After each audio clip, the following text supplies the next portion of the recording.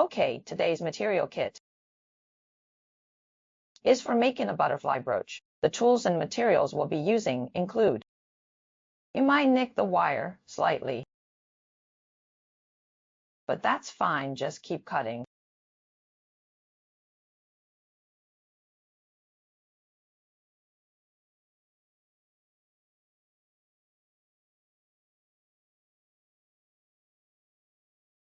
You can make them longer if preferred, and this will create more prominent antennae.